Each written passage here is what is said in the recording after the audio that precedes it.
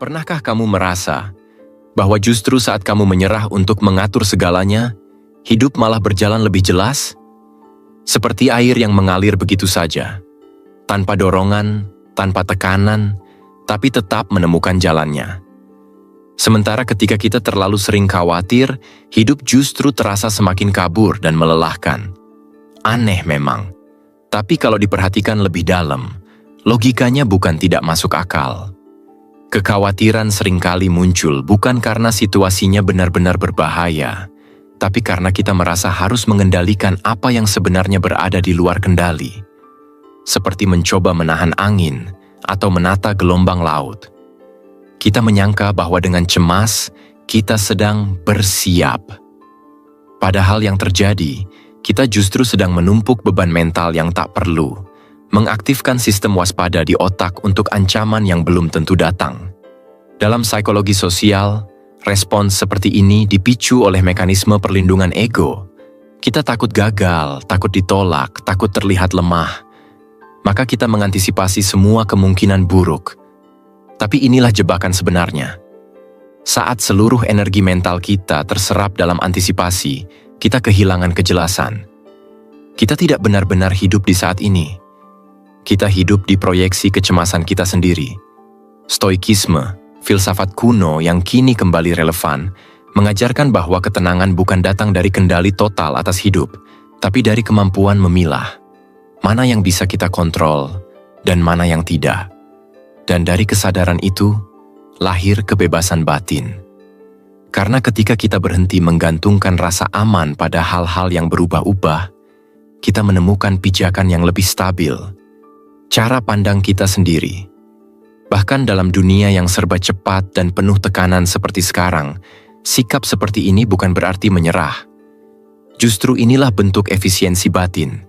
Kita berhenti membuang energi untuk hal yang tak bisa kita ubah, dan mulai mengarahkan perhatian ke dalam, ke cara kita hadir, merespons, dan memilih.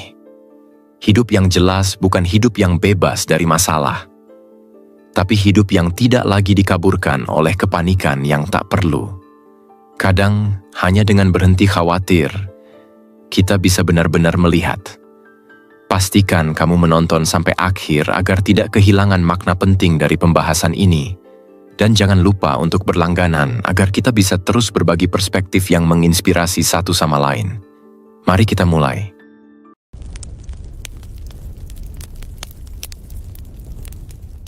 Poin 1. Mekanisme psikologis dari kekhawatiran. Perangkap ego. Kadang kita merasa khawatir tanpa alasan yang jelas. Seolah ada sesuatu yang belum selesai, padahal semua sudah dilakukan. Ada semacam ketegangan halus yang mengendap dalam pikiran, menolak tenang, menolak diam. Pernah merasakan seperti itu? Kalau direnungkan lebih dalam, kekhawatiran jarang muncul karena situasi itu sendiri. Justru, kekhawatiran seringkali muncul karena persepsi kita tentang bagaimana kita akan dilihat, tentang kemungkinan gagal, tentang apakah kita sudah cukup. Ini bukan sekadar emosi ringan yang datang dan pergi. Ia menyusup halus ke cara kita berpikir, bertindak, bahkan bernapas. Diam-diam, ia membentuk cara kita hidup. Kita hidup dalam budaya yang tanpa sadar mengasah ego sejak dini. Kita belajar untuk tampil baik agar tidak dinilai buruk. Kita diajarkan bahwa nilai diri kita ditentukan oleh hasil, citra, dan pengakuan. Maka tak heran, setiap kali ada ancaman terhadap semua itu, sekecil apapun, kekhawatiran langsung muncul, spontan, refleksif. Bahkan saat tidak ada ancaman pun, otak kita bisa memproyeksikannya. Inilah yang disebut para psikolog sebagai anticipatory anxiety. Kecemasan akan hal-hal yang bahkan belum terjadi. Ketika ego menjadi pusat gravitasi hidup, kekhawatiran muncul sebagai bentuk pertahanan. Karena ego tidak tahan terhadap ketidakpastian. Ego butuh kendali, atau setidaknya ilusi tentang kendali. Maka, kita mulai mengulang pola. Kita khawatir, kita pikir itu wajar, dan kita mengulanginya terus, hingga lupa rasanya hidup tanpa beban mental itu. Menurut Frankl, manusia bukan sekadar makhluk pencari kenyamanan. Kita adalah makhluk pencari makna. Tapi ketika makna itu tidak jelas atau digantikan oleh pencapaian semu, maka kekhawatiran menjadi semacam pengganti makna. Kita merasa berguna ketika kita cemas. Kita merasa peduli saat kita panik, padahal belum tentu. Stoikisme lewat Marcus Aurelius menyarankan pendekatan yang kontras, bahwa sebenarnya kebanyakan kekhawatiran kita tidak berasal dari dunia luar, tapi dari tafsir kita sendiri terhadap dunia itu. Kita lebih menderita karena imajinasi kita sendiri daripada kenyataan. Begitu kira-kira. Namun kita tidak bisa hanya menyuruh diri sendiri untuk berhenti khawatir. Itu seperti menyuruh lautan berhenti bergelombang. Karena di balik gelombang kekhawatiran itu, ada lapisan psikologis yang lebih dalam. Identifikasi. Kita mengaitkan nilai diri dengan ekspektasi yang kita bangun sendiri. Kita takut gagal karena kita takut kehilangan makna diri. Kita takut ditolak karena kita mengaitkan harga diri dengan penerimaan. Inilah mengapa banyak orang, mungkin termasuk kamu, lebih lelah karena pikirannya daripada kenyataannya. Karena tanpa sadar, kita hidup dalam sistem mental yang terus-menerus menilai, membandingkan, memprediksi. Kita menyebutnya persiapan, padahal kadang hanya mekanisme bertahan dari ego yang tidak siap terluka. Dan ya, kadang ego sangat pandai menyamar. Ia membuat kita merasa khawatir demi tanggung jawab, padahal di dalamnya tersembunyi rasa takut akan dinilai gagal. Ia membuat kita terus bergerak, sibuk, padahal yang dikejar hanya validasi, bukan makna sejati. Pernah merasa begitu? Coba kita lihat dari sisi lain. Bayangkan seseorang yang hidup di lingkungan yang sangat menuntut. Ia terus merasa bahwa ia harus lebih baik, lebih cepat, lebih banyak. Kalau gagal sedikit saja, pikirannya langsung penuh skenario buruk. Ia tidak menikmati hari-harinya karena terlalu sibuk meramal masa depan. Apakah ini benar-benar bentuk tanggung jawab? Atau sebenarnya bentuk kecemasan yang disamarkan? Ketika seseorang sudah begitu lekat dengan kekhawatirannya, perlahan-lahan, kekhawatiran itu menjadi identitas. Ia bukan lagi tamu dalam pikirannya, tapi pemilik rumah. Dan saat itu terjadi, tenang justru terasa asing. Diam justru terasa mengancam. Seperti ada yang hilang, padahal sebenarnya yang hilang hanyalah ilusi bahwa kita bisa mengendalikan segalanya. Ini bukan berarti kita harus pasif. Bukan. Tapi kita perlu mulai menyadari bahwa tidak semua suara dalam kepala kita benar. Tidak semua kecemasan adalah sinyal. Beberapa hanyalah gema dari ego yang terlalu lama kita beri panggung. Pertanyaannya sekarang, jika kamu berhenti mengikuti suara itu, siapa kamu sebenarnya? Dan lebih jauh lagi, bagaimana hidupmu akan berubah jika kamu menyadari bahwa kamu tidak perlu dikendalikan oleh rasa khawatir itu? Mungkin, justru di saat kamu mulai melepaskan kontrol palsu itu, hidup mulai menunjukkan jalannya. Lebih jernih, lebih alami. Seperti air yang akhirnya mengalir. Setelah batu-batu kekhawatiran itu disingkirkan satu persatu. Tapi itu baru permulaan. Karena perjalanan dari kekhawatiran menuju ketenangan akan membutuhkan sesuatu yang lebih dalam. Kesadaran yang jujur tentang apa yang selama ini kamu pegang erat dan mungkin harus dilepaskan. Poin 2. Esensi dari melepaskan. Bukan kemalasan, melainkan kesadaran. Ada momen dalam hidup di mana kita merasa sudah terlalu lelah, tapi tetap memaksa diri untuk terus menggenggam. Padahal, jauh di dalam hati kita tahu, yang kita genggam itu bukan lagi sesuatu yang hidup, melainkan hanya bentuk dari ketakutan yang belum sempat kita akui.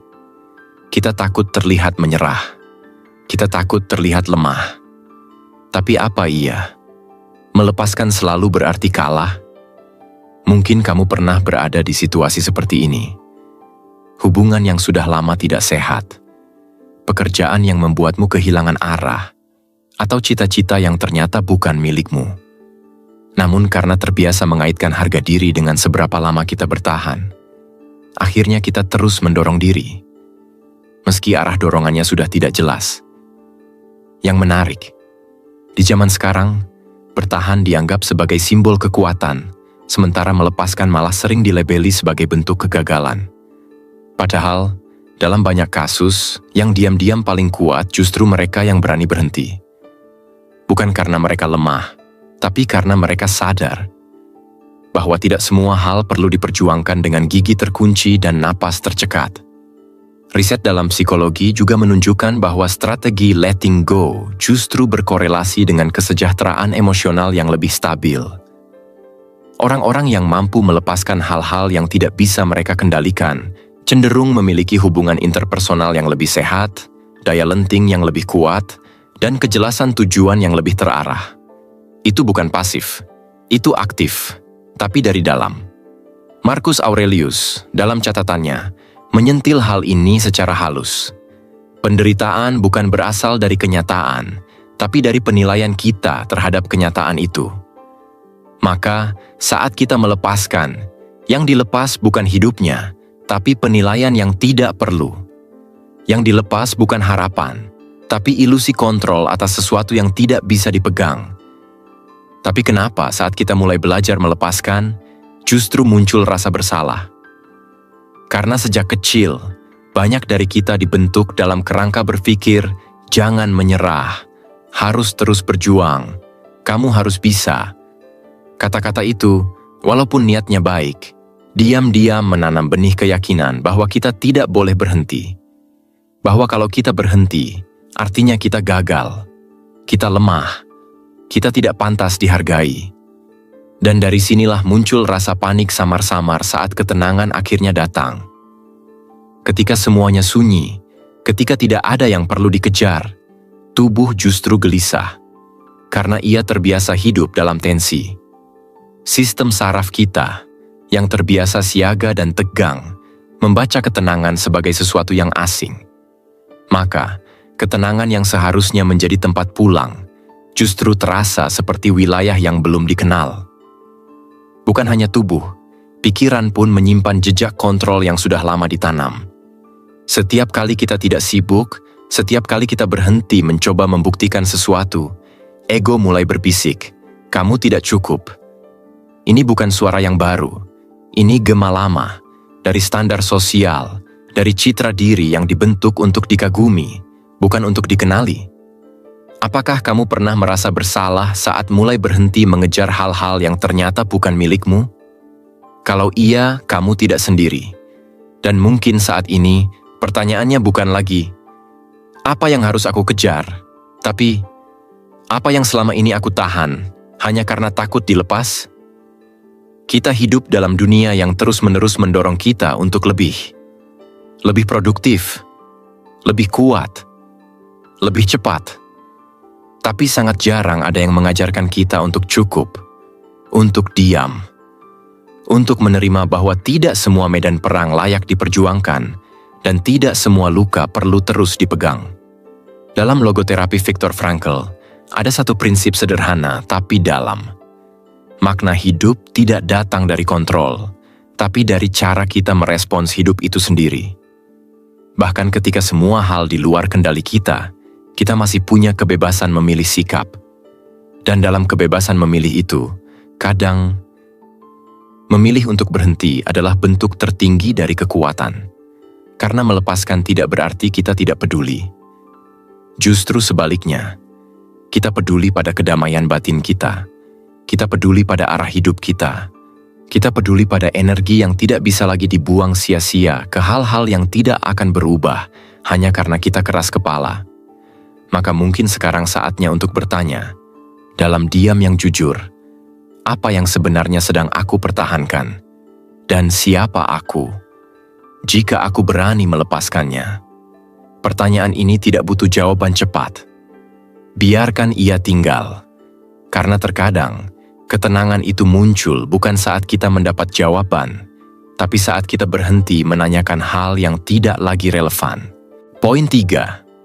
Akar dari kekhawatiran. Identifikasi dengan ekspektasi dan citra diri.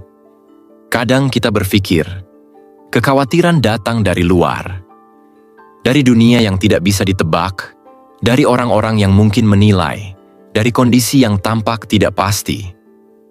Tapi apa benar sumbernya selalu eksternal? Atau mungkin kekhawatiran itu muncul karena ada sesuatu di dalam diri yang sedang kita pertahankan mati-matian, tanpa kita sadari? Pernah nggak merasa cemas bukan karena situasinya buruk, tapi karena kamu takut terlihat gagal? Takut terlihat tidak cukup pintar, tidak cukup kuat, tidak cukup berhasil? Kalau iya, mungkin yang kamu jaga selama ini bukan solusi, tapi citra. Sebuah bayangan tentang siapa seharusnya kamu terlihat di mata orang lain. Dan bayangan itu sangat mahal harganya. Kita hidup dalam kultur yang sering tidak mengizinkan kita jujur sepenuhnya. Ekspektasi bisa tidak pernah terucap, tapi tekanannya terasa.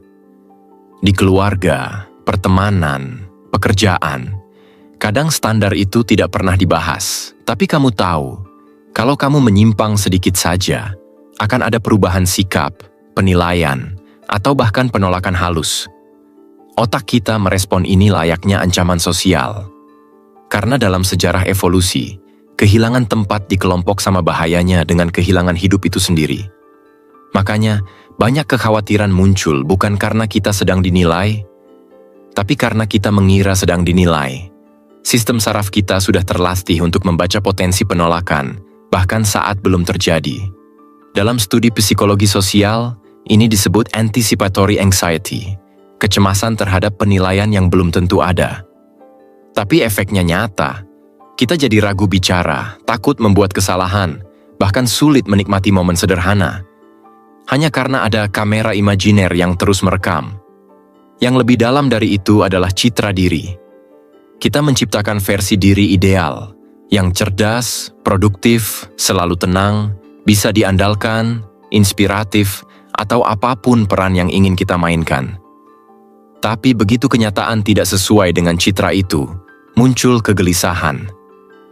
Seolah ada alarm di dalam diri yang bilang, kamu tidak seperti seharusnya. Dan itu menyakitkan. Bukan karena kita tidak cukup, tapi karena kita mengira bahwa harusnya kita sudah di titik tertentu. Harusnya sudah bisa ini. Harusnya sudah sampai sana. Kata harus itu muncul dari tempat yang tidak kita sadari. Ekspektasi masa lalu, penilaian keluarga, bandingan dengan orang lain yang tak pernah kita klarifikasi. Kita mengadopsi standar itu seolah milik kita. Padahal bisa jadi, itu bukan suara kita sendiri. Stoikisme mengajak kita menantang itu. Bukan dengan melawan dunia, tapi dengan jujur melihat ke dalam. Marcus Aurelius pernah menulis bahwa nilai kita tidak ditentukan oleh pendapat orang lain, tapi oleh bagaimana kita mengendalikan pikiran sendiri. Di tengah dunia yang sibuk dengan validasi, itu pernyataan yang radikal. Tapi justru karena itulah ia melegakan. Frankl, dari sisi psikologi eksistensial, juga menyebut bahwa banyak kecemasan muncul karena kita kehilangan makna yang sejati, lalu menggantinya dengan citra. Kita hidup untuk terlihat, bukan untuk mengalami. Kita sibuk membuktikan diri ke orang yang bahkan tidak terlalu memperhatikan. Contohnya begini, bayangkan kamu ikut rapat atau kumpul, dan kamu memilih diam. Tapi setelahnya kamu overthinking. Tadi aku terlalu pasif nggak ya? Nanti dikira nggak ngerti atau nggak niat. Padahal mungkin tidak ada yang memperhatikan. Tapi kenapa pikiranmu tetap sibuk? Karena yang kamu jaga bukan kebenaran, tapi persepsi. Kamu sedang mengontrol kesan. Dan di sanalah akar dari banyak kekhawatiran. Masalahnya, semakin kamu jaga citra itu, semakin kamu jauh dari dirimu yang sebenarnya. Kamu mulai menyensor ekspresi, menyesuaikan opini, menahan spontanitas, hanya untuk memastikan kamu tetap sesuai dengan versi ideal yang kamu bangun. Tapi ideal itu bukan rumah. Ia penjara yang terlihat mewah, tapi membuat kita lelah secara batin. Maka pertanyaannya bukan lagi, apa yang harus aku capai agar tidak cemas? Tapi lebih jujur, siapa yang sebenarnya sedang aku lindungi? Aku yang otentik, atau aku yang dibentuk dari harapan orang lain? Kita nggak perlu langsung punya jawaban, Tapi cukup menyadari bahwa kekhawatiran itu muncul karena kita mengaitkan nilai diri dengan sesuatu yang tidak bisa kita kontrol. Ekspektasi luar. Dan selama itu yang jadi fondasi identitas kita, hidup akan terasa rapuh, penuh kehati-hatian. Selalu ada rasa kurang. Tapi, ketika kita mulai melihat bahwa kekhawatiran itu hanyalah reaksi, bukan sifat, hanya respons dari sistem yang terlalu lama bertahan, bukan identitas sejati, maka mulai terbuka ruang untuk hadir, untuk tenang, untuk memilih ulang siapa kita tanpa beban citra. Dan dari titik itu, hidup tidak harus sempurna dulu baru bisa jelas. Karena ia mulai bergerak saat kita berhenti menyamakan diri kita dengan ekspektasi yang tak pernah kita pilih. Poin 4. Proses transformasi dari kekhawatiran menuju kebebasan batin. Ada satu fase dalam hidup yang seringkali tidak terlihat dari luar, namun sangat terasa di dalam.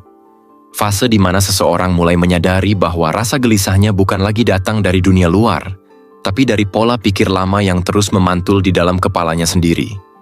Dan di titik itu, biasanya bukan lagi tentang apa yang harus dilakukan, tapi siapa diri ini kalau tidak lagi dikuasai kekhawatiran. Mungkin kamu pernah berada dalam situasi itu. Merasa sudah mencoba banyak hal, meditasi, jurnal, motivasi, bahkan disiplin baru. Tapi tetap saja ada semacam kecanggungan batin. Seperti ada sesuatu yang mengganjal, meskipun di permukaan kamu terlihat tenang.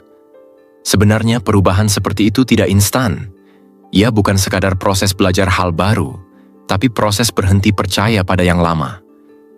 Dan seringkali, yang harus dilepas lebih dulu bukanlah kebiasaan buruk, tapi narasi lama tentang siapa kita. Narasi yang terlalu lekat dengan peran, harapan, dan cara bertahan yang sudah tidak relevan lagi. Satu hal yang menarik, banyak orang lebih nyaman hidup dengan kecemasan yang familiar daripada melangkah ke ketenangan yang asing. Kenapa? Karena cemas, meskipun melelahkan, memberi rasa terkontrol. Ia punya suara. Ia aktif, ia sibuk, dan otak kita secara alamiah lebih suka kesibukan daripada kekosongan. Tapi kesunyian dalam batin yang sedang bertransformasi tidak selalu kosong. Kadang ia hanya belum diberi bahasa. Ketika kamu mulai diam, ketika kamu berhenti mengikuti irama ketergesaan dunia, ego akan gelisah. Ia terbiasa menjelaskan, membandingkan, mengukur. Dan saat kamu tidak memberi ruang untuk itu, muncul rasa hampa. Tapi itu bukan tanda gagal. Justru di situ ruang baru terbuka. Stoikisme memahami hal ini dengan sangat tajam. Bukan dengan menolak emosi, tapi dengan membiarkannya ada tanpa harus diikuti. Ketika Marcus Aurelius berkata bahwa penderitaan datang dari penilaian kita sendiri terhadap peristiwa, ia tidak menyuruh kita menghilangkan rasa, tapi mengubah cara kita menafsir. Frankl pun menyebut, ketenangan bukan dicapai dengan menghindari rasa sakit, tapi dengan menemukan makna dalam pengalaman itu. Karena dalam kondisi paling sulit pun, seseorang tetap punya satu hal yang tak bisa diambil, cara memilih responnya sendiri. Dan itu adalah kebebasan batin yang sebenarnya. Yang membuat banyak orang tertahan dalam transisi ini bukan karena mereka tidak mau berubah, tapi karena perubahan itu diam-diam membuat mereka terlihat berbeda dari yang biasa. Dan menjadi berbeda sering berarti berisiko kehilangan koneksi sosial. Ketika identitas lama dibentuk dari pengakuan dan peran, melepaskan itu seakan-akan seperti mengkhianati ekspektasi lingkungan. Makanya, tidak sedikit orang yang tampak tenang, tapi batinnya justru kacau saat mereka mulai berubah. Karena perubahannya tidak hanya mental, tapi eksistensial. Ia sedang menantang akar keyakinan lama yang dibentuk dari banyak suara, keluarga, pasangan, teman, budaya. Dan di tengah semua itu, muncul satu pertanyaan pelan. Kalau aku bukan lagi seperti yang orang harapkan, apakah aku tetap diterima? Pertanyaan ini tidak selalu dijawab dengan kata-kata, tapi dengan keberanian hadir sebagai diri sendiri, satu keputusan kecil dalam sehari, dan kejujuran untuk tidak lagi menyembunyikan kegelisahan di balik kesibukan. Transformasi tidak membuatmu kebal terhadap emosi, Tapi kamu mulai tidak lagi hidup dari reaksi otomatis. Tubuh tidak lagi tegang hanya karena ada penilaian. Nafasmu tidak lagi pendek hanya karena ada ketidakpastian. Karena kamu mulai mengenali bahwa tidak semua rasa itu perlu dipegang. Bukan berarti kamu jadi pasif. Justru sebaliknya, kamu mulai bergerak dari tempat yang lebih jernih. Tidak reaktif, tidak tergesa, tidak berdasarkan panik, tapi dari ruang batin yang lebih terhubung pada pilihan sadar. Coba bayangkan, jika dalam sebuah percakapan yang biasanya membuatmu gelisah, kamu bisa tetap tenang. Bukan karena kamu menahan diri, tapi karena kamu tidak merasa harus membuktikan apa-apa. Di situ, kamu tidak sekadar berubah. Kamu pulang, kembali pada versi diri yang tidak sibuk jadi siapa-siapa. Karena sebenarnya, saat kamu berhenti membentuk diri dari rasa takut, kamu mulai mengenali dirimu yang utuh, tanpa lapisan, tanpa pertunjukan. Dan di sanalah hidup mulai terasa lebih nyata. Bukan karena lebih sempurna, tapi karena kamu tidak lagi hidup dalam ilusi, bahwa harus terus membuktikan dirimu untuk layak merasa tenang. Mungkin, di balik setiap kekhawatiran, selalu ada permintaan lembut dari dalam dirimu sendiri. Bisakah kamu berhenti sebentar dan melihat aku, bukan citra yang kamu pertahankan? Dan jika kamu cukup berani untuk menjawab itu, bahkan dengan keheningan, disitulah transformasi itu dimulai. Poin 5. Ketika kita berhenti khawatir, hidup dibiarkan mengalir secara alami. Coba kamu perhatikan momen-momen ketika tidak ada yang harus dikejar, tidak ada yang perlu dibuktikan, dan tidak ada yang harus dijelaskan. Apakah kamu merasa lega, atau justru gelisah? Banyak orang lebih siap menghadapi tekanan, dibanding menerima ketenangan. Aneh, ya? Tapi ini bukan soal logika. Ini soal pola. Selama bertahun-tahun kita terbiasa dengan suara-suara dalam kepala yang menyuruh kita waspada, bersiap, dan memperkirakan yang terburuk. Maka ketika semua itu tiba-tiba diam, tubuh tidak tahu harus bereaksi bagaimana. Ia seperti kehilangan arah, padahal arah itu sebenarnya sudah di depan mata. Tenang. Tapi tenang tidak selalu terasa nyaman di awal. Karena bagi banyak orang, kekhawatiran sudah menjadi identitas. Diam-diam, kita mulai mengaitkan eksistensi kita dengan kegelisahan yang terus hadir. Seolah tanpa itu, kita tidak penting, tidak relevan, tidak dibutuhkan. Dan ini bukan hal sepele. Dalam relasi sosial, perasaan bahwa kita harus terus khawatir agar terlihat peduli, terlihat aktif, atau terlihat hadir, sangat kuat. Kita takut terlihat terlalu santai, takut dicap tidak ambisius, atau bahkan dianggap tidak bertanggung jawab. Maka kekhawatiran bukan hanya tentang perasaan pribadi. Ia juga berfungsi sebagai alat sosial, semacam sinyal bahwa kita terlibat. Tapi benarkah itu bentuk kepedulian? Atau hanya cara bertahan agar kita tetap dianggap penting? Filsafat Stoik menawarkan satu sudut pandang yang cukup mengganggu kebiasaan ini. Bahwa yang bisa kita kendalikan hanya respon batin kita sendiri. Sisanya, opini orang, hasil, bahkan masa depan, tidak pernah bisa kita pastikan. Dan saat kita mulai menyadari hal itu, muncul ruang. Ruang yang selama ini tertutup oleh dorongan untuk mengontrol. Saat ruang itu muncul, hidup mulai terasa lebih mengalir. Tapi mengalir bukan berarti pasrah. Justru sebaliknya. Mengalir berarti tidak lagi membuang tenaga untuk menahan arus yang memang bukan dalam kuasa kita. Kita tetap mendayung, tapi arah dayungnya tidak lagi ditentukan oleh ketakutan, melainkan oleh kesadaran. Kita tahu kapan bertindak dan kapan membiarkan. Contohnya begini, pernah nggak kamu rencanakan sesuatu dengan sangat detail, tapi hasilnya tetap berubah di luar kendali? Dan sebaliknya, pernahkah kamu lepasin sesuatu tanpa ekspektasi, lalu ternyata justru berjalan dengan lancar? Dua situasi itu bukan kebetulan. Kadang, justru saat kita tidak terlalu terikat pada hasil, kualitas hadir kita meningkat.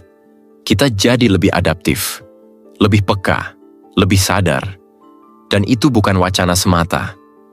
Riset dalam psikologi menyebut bahwa ketegangan saraf yang terbentuk dari pola pikir waspada kronis bisa mengganggu kemampuan otak untuk mengambil keputusan jernih. Otak kita lebih banyak berfungsi dalam mode pertahanan, bukan mode kreasi. Maka, saat kita khawatir terus-menerus, kita sebenarnya membatasi akses kita sendiri terhadap kejernihan berpikir. Di titik inilah penting untuk bertanya secara jujur. Apakah yang kita kejar selama ini benar-benar solusi, atau hanya strategi untuk meredam rasa takut? Banyak yang secara tidak sadar menjadikan kekhawatiran sebagai pegangan. Mereka merasa jika tidak khawatir berarti tidak peduli. Padahal bisa jadi justru dalam ketenangan, kita lebih mampu bertindak secara efektif. Karena tindakan kita tidak lagi digerakkan oleh rasa takut gagal, tapi oleh pemahaman yang matang terhadap situasi. Dan, ya, akan ada masa di mana orang-orang di sekitar kita mempertanyakan perubahan ini. Mereka mungkin berkata, kamu terlalu santai, terlalu lepas, terlalu tidak seperti biasanya. Tapi ingat, respons mereka itu bukan tentang kamu. Itu tentang bias sosial terhadap ketenangan yang selama ini disamakan dengan kelemahan. Maka kalau kamu merasa lebih damai saat tidak lagi khawatir, jangan buru-buru merasa salah. Mungkin yang berubah bukan kamu kehilangan arah, tapi kamu akhirnya berhenti menyamakan arah dengan tuntutan. Apa yang terjadi kalau hidup dibiarkan mengalir? Banyak hal justru mulai terlihat lebih jelas. Hubungan yang tidak tulus terurai sendiri. Pilihan-pilihan penting muncul dengan sendirinya karena tidak lagi dibutakan oleh dorongan untuk membuktikan diri. Kita jadi tidak lagi reaktif tapi responsif. Tidak lagi mengejar validasi, tapi memperkuat koneksi. Tidak lagi sibuk memperindah citra, tapi memperdalam makna. Dan bisa jadi, justru dalam ketenangan itulah kita mulai menyadari bahwa hidup tak perlu dikendalikan sepenuhnya agar bisa berjalan dengan baik. Mungkin yang perlu kita lakukan hanyalah berhenti menahan aliran itu. Biarkan ia mengalir, karena yang sejati akan tetap tinggal, dan yang palsu akan terbawa pergi dengan sendirinya. Kesimpulan, di titik ini, mungkin kamu mulai menyadari satu hal yang sederhana, tapi tidak mudah diterima. Selama ini, yang paling melelahkan bukanlah hidup itu sendiri, melainkan cara kita menghadapinya. Terlalu banyak energi habis untuk berjaga, menebak, dan mengantisipasi hal-hal yang bahkan belum tentu terjadi.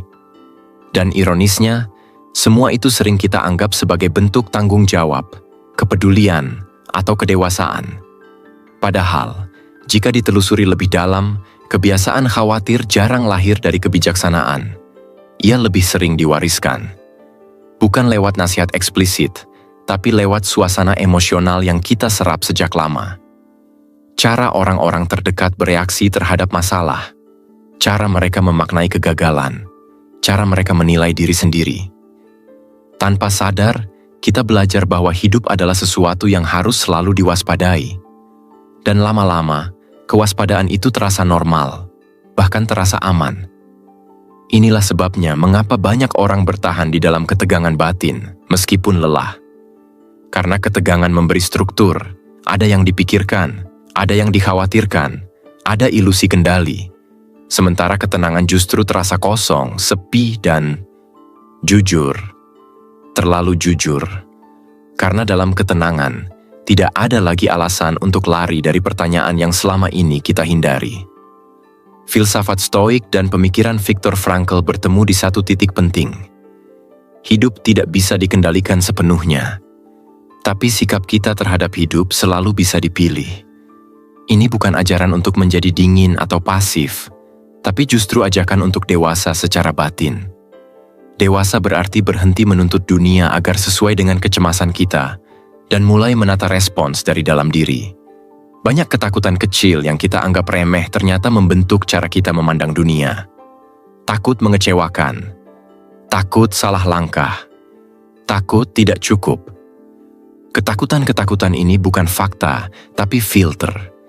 Ia membuat realitas terlihat lebih sempit dan lebih berbahaya dari yang sebenarnya. Dan selama filter itu tidak disadari, hidup akan terus terasa berat, meskipun secara objektif tidak selalu sulit. Menariknya, Keresahan yang terus muncul bukan selalu tanda bahwa ada yang salah dengan hidupmu. Bisa jadi justru sebaliknya. Bisa jadi itu tanda bahwa cara lama tidak lagi selaras dengan dirimu yang sekarang. Dalam kacamata psikologi eksistensial, kegelisahan semacam ini sering muncul ketika makna lama runtuh, tapi makna baru belum sepenuhnya terbentuk. Rasanya tidak nyaman, tapi sebenarnya itu proses penyesuaian menuju hidup yang lebih jujur. Itulah mengapa momen damai sering terasa aneh, bahkan memicu rasa bersalah. Kita terbiasa mengukur nilai diri dari seberapa sibuk, seberapa tertekan, seberapa berjuang kita terlihat. Ketika semua itu berhenti, muncul pertanyaan sunyi. Kalau aku tidak sibuk dan tidak khawatir, siapa aku? Dan pertanyaan itu menakutkan, karena jawabannya tidak lagi datang dari luar.